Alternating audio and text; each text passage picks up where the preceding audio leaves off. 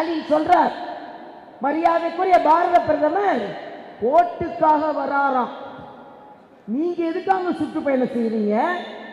நீங்க என்ன தோசை சாப்பிட போறீங்களா? இட்லி சாப்பிட போறீங்களா? நீங்க ஏன் சுற்றுப்பயணம் செய்கிறீர்கள்?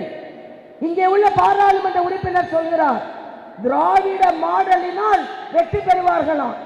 உங்கள் திராவிட மாடல் வெற்றி பெறும் என்றால் எங்கள் தேசிய மாடல் அதை விட வெற்றி பெறும் என்பதை நான் தெரிவித்துக் கொள்கிறேன்.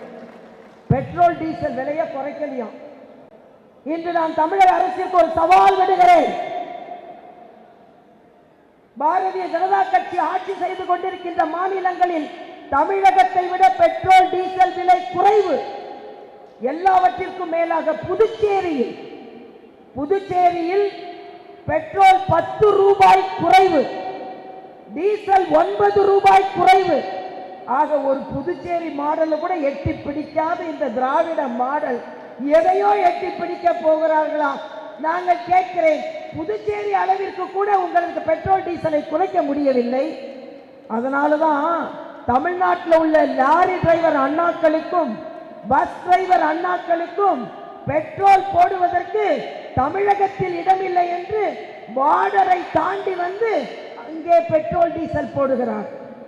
ஏனென்றால் தாயுள்ளத்தோடு புதுச்சேரி அரசு 10 ரூபாய் குறைத்து கொடுக்கிறது. வருவாங்களாம், வந்து குறைப்பாங்களாம்.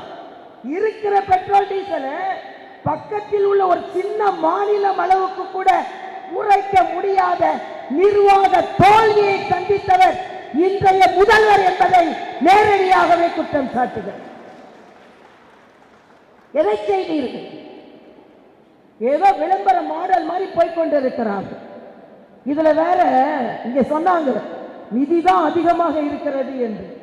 ஒரே நிதி நிதி நிதி என்று வந்து கொண்டிருக்கிறது. ஆனால் எப்ப பார்த்தாலும் வெள்ளத்துக்கு நிதி கொடுக்கல என்று சொல்லிக் கொண்டிருக்கிறார்கள். நான் ஸ்டாலின் அவர்களிடம் கேட்கிறேன், தூத்துக்குடி மக்கள் தத்தளித்துக் கொண்டிருந்த பொழுது எத்தனை நாட்கள் நீங்கள் அங்கே சென்றீர்கள்? சும்மா ஒரு நாள் போயிட்டு 1 மணி நேரத்தில் வந்துட்டார்கள். ஆனால் மரியாதைக்குரிய பாரத பிரதமர் அவர்கள் ராஜ்நாத் சிங்கை அனுப்பினார்கள், நிர்மலா சீதாராமன் மேடத்தை அனுப்பினார்கள். இங்கே நேஷனல் டிசாஸ்டர் ஃபண்ட் என்று ஒன்று இருக்கிறது.